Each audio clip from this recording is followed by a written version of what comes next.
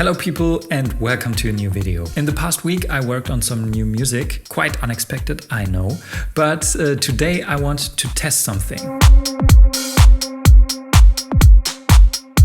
Because in the past few, let's say, months, I only composed my music on the Deluge, kind of standalone, or maybe I recorded it to my DAW and played guitar over it or something, but I did not really use my live setup anymore. And today I want to do a little test and see how does my music perform and how do I perform and what does this add to the new music I composed. Yeah, I want to see how that feels, how it feels with looping my guitar, because that's something I can do in my setup. Yeah, let's see. I go over to my setup, show you how it works, and I have to figure out how it works either way.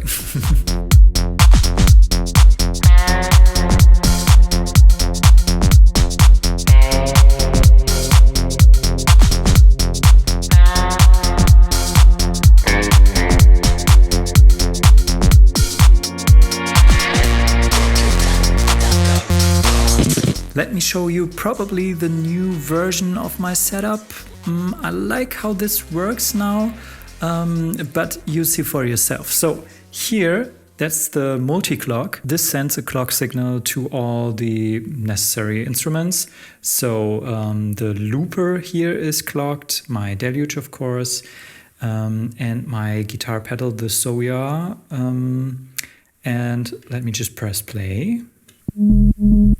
So here I filtered out the song, also low cut here, because this is my MIDI controller. With this one I can control the 1010 Music Blue Box, which is my mixer. So this way I can do those low cuts and high cuts. I map them to buttons. Yeah, this works fine. Yeah, let me just start the next part of the song. Here I can add some effects.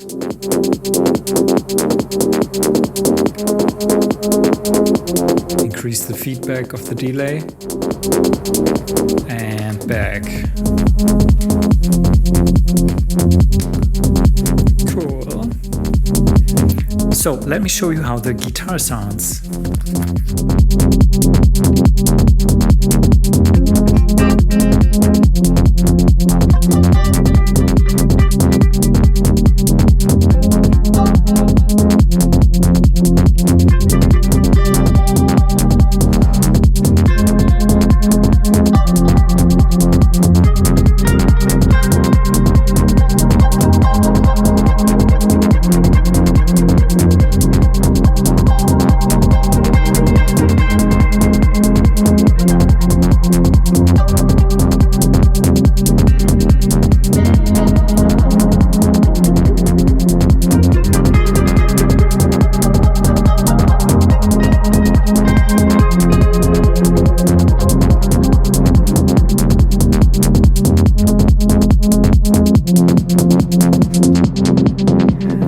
Of course, I can also loop those parts. Let me demonstrate that for you. Here's a button, and if that's pushed, the Deluge signal is sent to the looper, and I can start the loop with the foot pedal down there. I don't know if you can see that, but let me just start a loop, maybe without the bass drum and stuff. So loop start, then I end the pattern on the Deluge and loop end. So now we're hearing the looper, and I can control the looper, cutoff and so on with this here, this fader. And then I can easily switch to another song, maybe this one. Let me filter that out a little bit.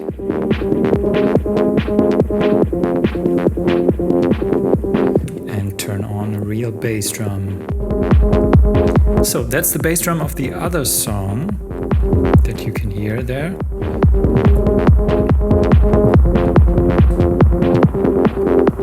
And filtered out and back in.